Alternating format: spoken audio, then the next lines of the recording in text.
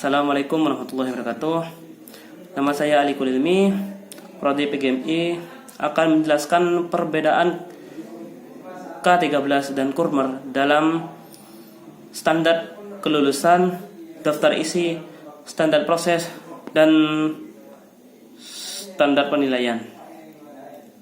Nah, untuk standar kelulusan, K13 dan Kurmer memiliki kerangka dasar, komponen yang dituju, struktur kurikulum, pembelajaran, dan penilaian. Untuk kerangka dasar, K13 memiliki tujuan sistem pendidikan nasional, standar nasional pendidikan. Untuk Kurmer, yaitu memiliki tambahan pengembangan profil pembelajaran Pancasila pada peserta didik. B. Komponen yang dituju. K13 memiliki kompetensi dasar atau KD yang berupa lingkup dan urutan yang dikelompokkan pada 4 kompetensi inti, yaitu sikap spiritual, sikap sosial, pengetahuan, dan keterampilan.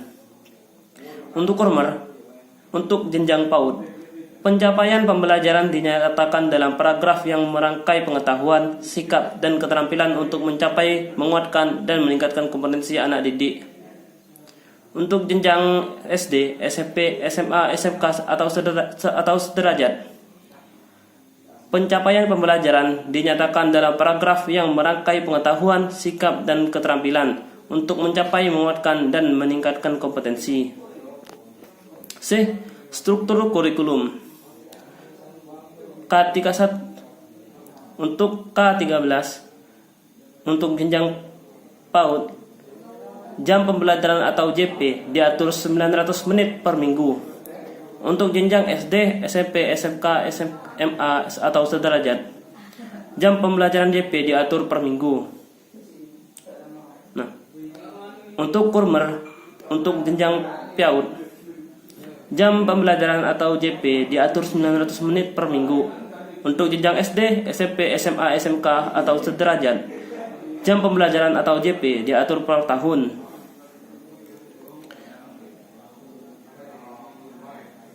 D. Pembelajaran. Dalam K13, pendekatan pembelajaran yang digunakan adalah pendekatan saintifik. Untuk Kurmer, untuk jenjang PAUD, satuan pendidikan dapat menggunakan berbagai pendekatan pembelajaran.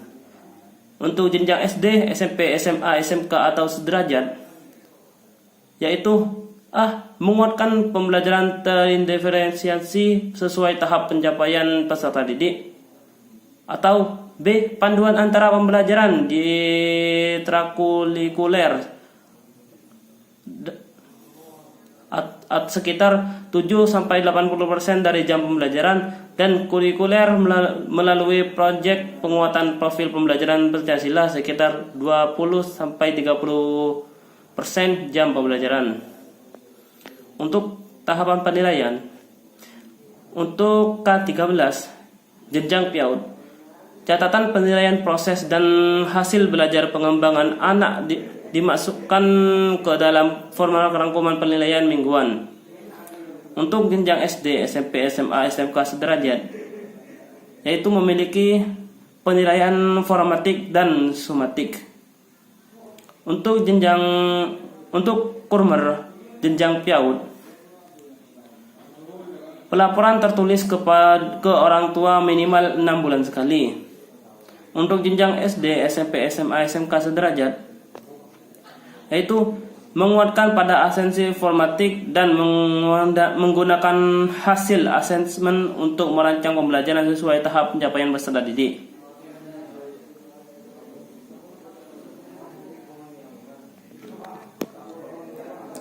Perbedaan K13 dan Kurmer dalam daftar isi. Untuk K13, kurikulum K13 dirancang berdasarkan tujuan sistem pendidikan nasional dan standar nasional pendidikan. Untuk Kurmer, yaitu mengembangkan profil pembelajaran Pancasila. Yang nomor 2, perbedaan Kurmer dan K13 adalah untuk K13, Jam pembelajaran JP pada kurikulum K13 diatur per minggu. Untuk kurikulum Merdeka menerapkan JP per tahun.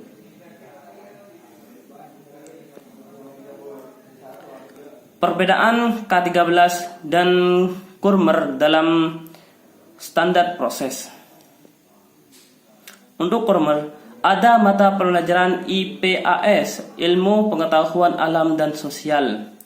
Untuk Kurmer, IPA dan IPS di SD dengan kurikulum Merdeka.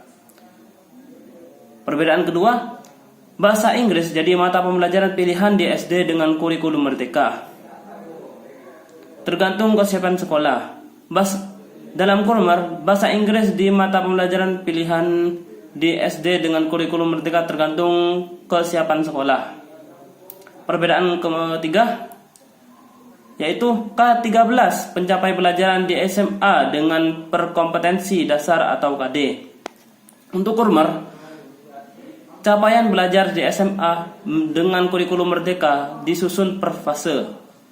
Perbedaan keempat dalam daftar isi K13 yaitu mata pembelajaran informatika merupakan mata pembelajaran wajib di SMP dengan kurikulum Merdeka. Untuk Kurmer, mata pembelajaran informatika merupakan mata pembelajaran wajib di SMP dengan kurikulum Merdeka. Perbedaan K13 dan Kurmer dalam standar penilaian. Perbedaan pertama yaitu untuk K13 terdapat deskripsi berupa kalimat yang menjelaskan perolehan angka. Penilaian ini mengacu pada 3 aspek utama yaitu pengetahuan, sikap, dan keterampilan yang dilengkapi dengan predikat untuk setiap aspek tersebut. Jumlah halaman rapor penilaian pada kurikulum K13 juga lebih banyak, sekitar 3 hingga 4 halaman. Untuk Kurmer, 1. Jenis-jenis penilaian, yaitu A. Asesmen sistematik. Penilaian berupa data kualitatif yang dilaksanakan secara periodik setiap selesai satu atau lebih tujuan pembelajaran,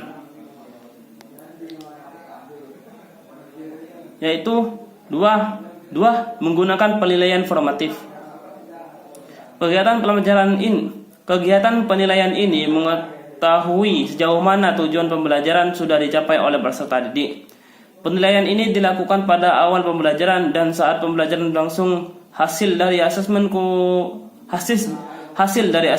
formatik digunakan untuk pertimbangan deskripsi pencapaian kompetensi dalam rapor. Itu saja yang bisa saya sampaikan. Wassalamualaikum warahmatullahi wabarakatuh.